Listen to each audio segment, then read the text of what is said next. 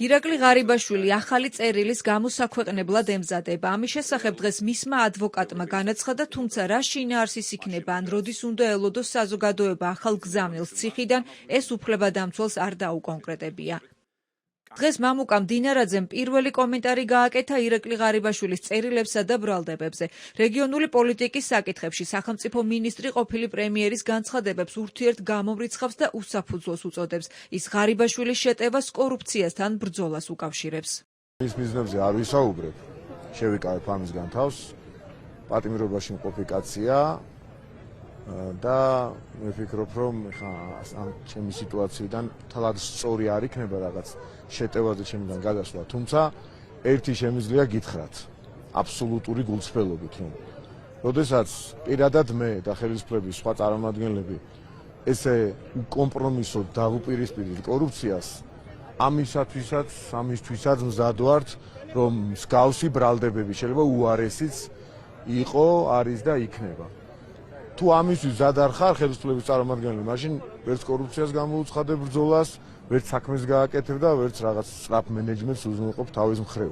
გაუგზავნა თუ არა მართლა ბიძინა ივანიშვილის დავალებით წერილი ირაკლი ღარიბაშვილს, ამაზე მამუკამ დინარაძეს აღარ უსაუბრია, თუმცა ყურადღება გაამახვილა რეგიონებში იმ ინფრასტრუქტურულ პროექტებზე, რომელიც მისი თქმით გასულ წლებში დაიწყო და დღემდე პრობლემურია. დინარაძის თქმით ესეც კორუფციაზე მიუთითებს და ამბობს, რომ კორუფციასთან ბრძოლას გააგრძელებენ. ყოფილი პრემიერის კორუფციულ დანაშაულზე ამახვილებენ ყურადღებას ქართული ოცნების სხვა წევრებიც და ამ ბრალდების მქონე ადამიანის პოლიტიკაში დაბრუნებას წარმოუდგენლად მიიჩნევენ. მათი შეფასებით ღარიბაშვილის განცხადებები ლოგიკას მოკლებულია და რეპუტაციას კიდევ უფრო იზიანებს.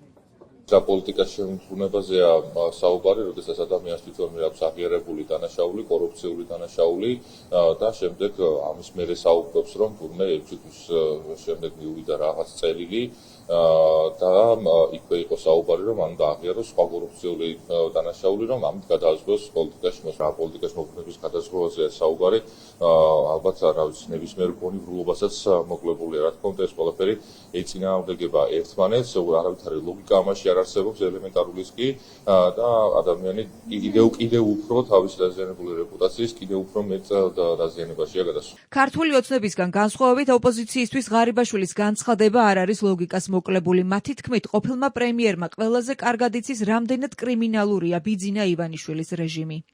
ირაკლი ღარიბაშვილს აქვს საკუთარი სიცოცხლესთან დაკავშირებული შიშები და არამხოლოდ საკუთარ უსაფრთხოებასთან, საკუთარ ოჯახის წევრების, იმიტომ რომ მან კარგად იცის, რამდენად კრიმინალური არის ივანიშვილის რეჟიმი, კარგად იცის, რა უქმნეს მისი კლანის წევრს ბატონ რიჟვაძეს და კარგად იცის, რომ მისი ყოფილი გავლენები, მისი ყოფილი კავშირები ივანიშვილის ოჯახთან და გუნდთან არ არის მისი დაცვის გარანტია, ამიტომაც არის ალბათ ასეთი შეშინებული და საბოლოო ჯამში ივანიშვილის რეჟიმის ყველა ჭანჭიკი უნდა მივხვდეს, რომ სადაც მთავარი ჭანჭიკები ასეთი საფრთხის ქვეშ არიან, რაოდენ დიდი საფრთხის ქვეშ არიან ისინი და როგორი ეფემერულია მათი ეგრეთ წოდებული ძალაუფლება. ორ ადამიანს შორის პირადი დაპირისპირების საკითხს უფრო გავს. პირადად დინარაძესა და ღარიბაშვილს, რა თქმა უნდა. თუმცა რაც გუშინ ბატონმა ღარიბაშვილმა თქვა, რომ მე გადავწყვიტე, რომ განვაგრძო ბრძოლა, ნახოთ დაველოდოთ, რას გულისხმობს ამ ბრძოლაში ვისთან გულისხმობს ბრძოლის გაგრძელებას დინარაძესთან, ქართულ ოცნებასთან, თუ ვისთან. ყოფილმა პრემიერმა სოციალური ქსელით ორი წერილი გამოაქვეყნა. პირველ წერილში მისი და მისი ოჯახის უსაფრთხოებაზე სრული პასუხისმგებლობა ბიძინა ივანიშვილს და მთელ ხელისუფლებას დააკისრა. ასევე დაწერა, რომ ივანიშვილის დავალებით წერილი შეუგზავნეს, რომლითაც ავალდებულებდნენ სამუდამოდ ჩამოშორებოდა პოლიტიკას. მეორე წერილში კი მან დაასახელა, რომ სწორედ მამუკამ დინარაძემ შეუგზავნა ეს წერილი. ღარიბაშვილის თქმით, მისთვის კიდევ ერთი კორუფციული ბრალის წარდგენას აპირებდნენ, რამაც საბოლოოდ გადააწყვეტინა ღიად ესაუბრა. ყოფილი პრემიერი ამბობს, რომ სხვა გამოსავალი არ დაუტოვეს, ამიტომ ბრძოლას აანონსებს.